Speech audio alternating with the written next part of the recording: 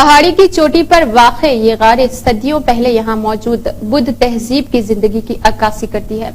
خوبصورتی سے تراشے گئے مجسموں، غار کی دیواروں پر لکھے ہوئے نوشائستہ جات سے لے کر مہاتما بدھ کی جاندار مجسموں اور اوشیشوں تک یہ غار تاریخ کے شائقین کے لیے ایک بصری دعوت پیش کرتا ہے۔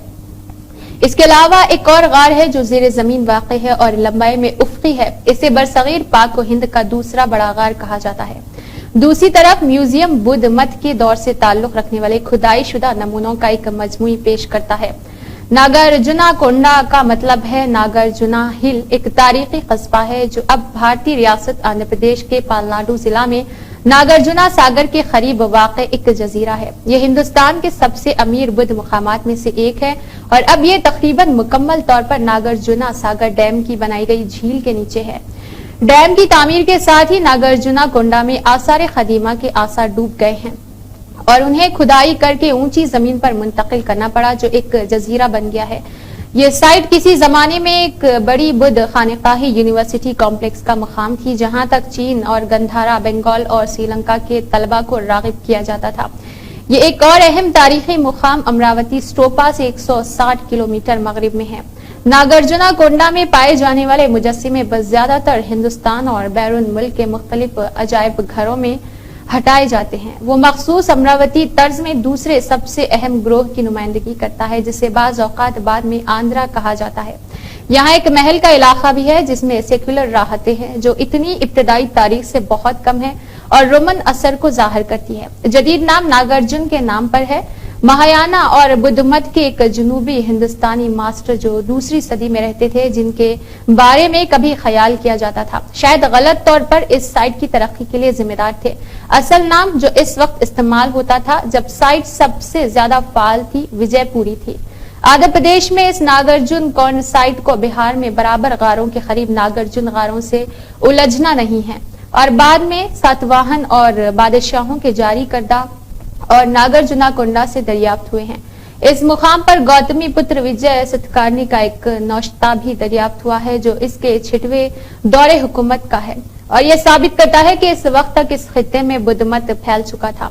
3ویں صدی کی پہلی سہ ماہی میں ستواہنوں کے زوال کے بعد اس سائٹ کو اہمیت حاصل ہوئی جب اکشواک کو بادشاہ وششٹھی پتر چمومولا اور یہاں اپنا دارالحکومت وجے پوری قائم کیا تھا۔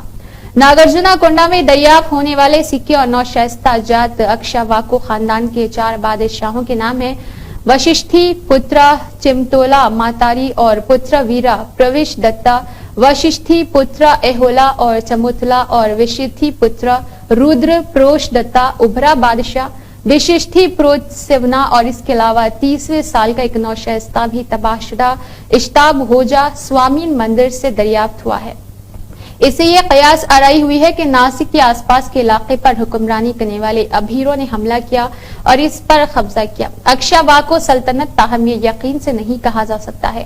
اکشواکو بادشاہوں نے دیوتاؤں کے لیے وقف کی گئی مندر تعمیر کیا جس سے سروردیو، پشپا بھدر، کارتکیا اور شیو ان کی رانیوں کے ساتھ ساتھ بدھ مت اپاسکا جیسے بودھی شری اور چندر شری نے اس جگہ پر کئی بدھ یادگاریں تعمیر کی ہے۔ یہ خیال کیا جاتا ہے کہ سدواہ نے ناگارجنا کونڈا میں پہلی خانقاہی تعمیرات کی اجازت دی۔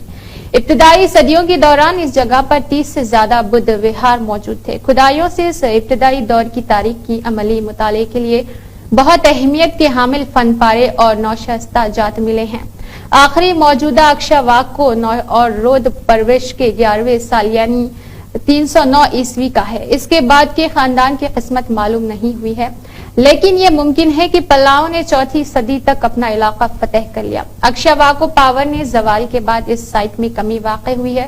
دریائے کرشنا کے وادی میں 7ویں اور 12ویں صدی کے درمیان اینٹوں کے کچھ مزار تعمیر کیے گئے تھے جب اس علاقے میں وینگی کے چالوکیوں کا کنٹرول تھا۔ بعد میں اس سائٹ نے کاکتیہ بادشاہت اور دہلی سلطنت کا حصہ بنا دیا۔ 15ویں اور 16ویں صدیوں کے دوران ناگارجنا کونڈا ایک بار پھر ایک اہم مقام بن گیا۔ معاصر تحریریں اور نوشائستہ جات ناگارجنا کونڈا کے ایک پہاڑی قلعے کی طرف اشارہ کرتی ہے جسے غالباً ریڈی حکمرانوں نے ایک سرحدی قلعے کے طور پر اپنے مرکزی قلعہ کونڈا ویدیوی کی حفاظت کے لیے بنایا تھا۔ ایسا لگتا ہے کہ یہ بعد میں گجپتیوں کے کنٹرول میں آ گیا تھا۔ گجپتی بادشاہ پروشوتما کے دور حکومت سے متعلق 1491 عیسوی کا ایک اس بات کی نشاندہی کرتا ہے کہ ناگرجنا کونڈا خلا کے ماتحت سری راتھ راجا شنگاریا مہا پرتا کے زیر کنٹرول میں تھا۔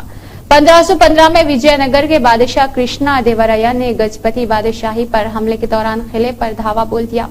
اس علاقے پر بعد میں قطب شاہی خاندان اور مغلوں کی حکومت تھی۔ اسے بعد میں پشپا گری مٹھ کے پوپ کو اگراہ کے طور پر دے دیا گیا۔ 1926 میں ایک مقامی اسکول ٹیچر اور اس جگہ پر ایک قدیم ستون دیکھا اور اپنی دریافت کی اطلاع مدارس اور پریزیڈنسی حکومت کو دی۔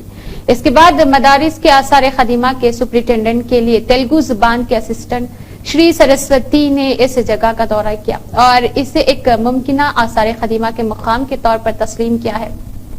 پہلی دریافتیں 1926 میں فرانسیسی ماہر آثار قدیمہ گبریل جوے ٹریبونل کی تحت کی گئی تھی۔ ان کے تحت انگریزی ماہرین آثار قدیمہ نے منظم کھدائی کا اہتمام کیا۔ اس ٹیم نے کئی بدھ اسٹوپا اور چیتا کے کھنڈرات کے ساتھ ساتھ دیگر یادگاروں اور مجسموں کی کھدائی کی۔ 1938 میں ٹی این رام چندر نے اس جگہ پر ایک اور کھدائی کی جس کے نتیجے میں کچھ اور یادگاریں دریافت ہوئی ہے۔ 1954 میں جب مجوزہ ناگرجن ساگر ڈیم کی تعمیر نے اس جگہ کو ڈوبنے کا خطرہ لاحق کر دیا، آر سبرمنیم کی قیادت میں آثار قدیمہ کے مواد کو بچانے کے لیے بڑے پیمانے پر کھدائی شروع کی گئی۔ 1954 تا 60 کے دوران کی گئی کھدائی کے نتیجے میں پتھر کے ابتدائی دور سے لے کر 16ویں صدی تک کے متعدد آثار دریافت ہوئے ہیں۔ بعد میں کھدائی شدہ کھنڈرات کی تقریباً 14 بڑی نقلیں اور ناگرجنا کونڈا پہاڑی پر ایک میوزیم قائم کیا گیا تھا۔ اس میں ایک آثار قدیمہ کی تباہی اس وقت 1960 میں پیش آئی جب قریبی دریائے کرشنا پر ایک آب پاشی ڈیم تعمیر کیا گیا جس نے اصل جگہ کو ایک آبی ذخائر کے پانی میں ڈوب دیا تھا۔ سیلاب سے پہلے کئی یادگاریں کھود کر ناگرجن کی پہاڑی کی چوٹی پر منتقل کر دی گئی تھی جہاں 1966 میں ایک میوزیم بنایا گیا تھا۔ خاص طور پر کیمسٹری کو ریکارڈ کیا جاتا ہے۔ اس نے مسلسل 10 سال تک مرکزی اسٹوپا کی تعمیر کے لیے فنڈز اکٹھے کیے تھے۔ تمل بادشاہوں اڑیسہ، کلنگا، گندھارا، بنگال، سلیون اور چین سے تعلق رکھنے والے بدھ مت کے علماء کے لیے دوسری خانقاہیں تھی۔ اکشواکو شہزادی چمتری نے 3ری صدی میں کی تھی جب پتھر کے آیا کا ستون بنائے گئے تھے۔ بیرون ڈرلنگ اگر کوئی تھی لکڑی کی تھی۔ اس کی سیڑھیاں اینٹوں کے چبوترے پر کھڑی کی گئی تھی۔ اسٹوپا جس کا قطر 32.3 میٹر ہے 4 میٹر چوڑے طواف کے ساتھ 18 میٹر کی اونچائی تک پہنچ گیا ہے۔ میڈھی 1.5 میٹر کھڑا تھا اور آیا کا پلیٹ فارم مستطیل آفس میں تھا جن کی پیمائش 6.7 بائی 1.5 میٹر تھی۔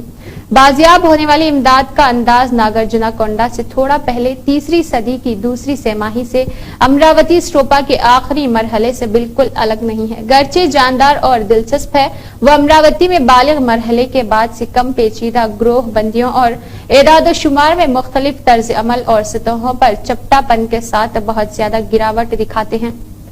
جہاں بھی شناخت ممکن ہو، ناگرجنا کونڈا میں زیادہ تر ہندو کھنڈرات کی شناخت شیومت کے طور پر کی جا سکتی ہے۔ مندروں میں سے ایک میں دیوتا کا نام مہادیو پشپا بھدرا سوامی شیوا کے نام سے لکھا ہوا ہے۔ کارتکیا یعنی مورگن کے پتھر کی تصاویر 2 دیگر مزاروں پر پائی گئی۔ ایک اور کھدائی کی گئی عبادت گاہ پر ملنے والا ایک اور شیو کے مزار کا حوالہ دیا گیا ہے۔ کم از کم ایک مندر جس کی تصدیق 278 عیسوی میں ہوئی تھی 8 ہتھیاروں والے دیوتا کی تصویر کی بنیاد پر وشنائٹ کے طور پر شناخت کی جا سکتی ہے۔ اس جگہ پر دیوی کا ایک بڑا مجسمہ بھی دریافت ہوا ہے۔ ناگرجنا کونڈا میں گریکو رومن اثر رسوخ کے مختلف آثار بتاتے ہیں۔ رومی سکے پائے گئے، خاص طور پر رومن اور ایک ٹائرس اور دوسرا فیٹنائس دی ایلڈر کے ساتھ ساتھ انٹونینس پیئرس کا سکہ۔ یہ دریافتیں رومی دنیا کے ساتھ تجارتی تعلقات کی تصدیق کرتی ہے۔ ناگرجنا کونڈا پیلس سائٹ میں ڈائنوسرس کی نمائندگی کرنے والے ایک راہت بھی ملا ہے۔ اس کی ہلکی داڑھی ہے، نیم اریا اور پینے کا ہارن اٹھائے ہوئے ہیں اور اس کے ساتھ ہی شراب کا ایک بیرل بھی ہے۔ انڈو سیتھائی باشندے بھی دکھائی دیتے ہیں جس میں سیتھائی فوجیوں کی ٹوپیاں اور کوٹ پہنے ہوئے ریلیف ہوتے ہیں۔ ناگرجنا کونڈا میں ایک نوشائستہ کے مقام اوکسواکس بادشاہوں کی طرف سے تعینات سیتھائی محافظوں کی ایک گریزنز بھی وہاں تعینات ہو سکتا ہے۔ نیہا خان کی یہ خاص رپورٹ۔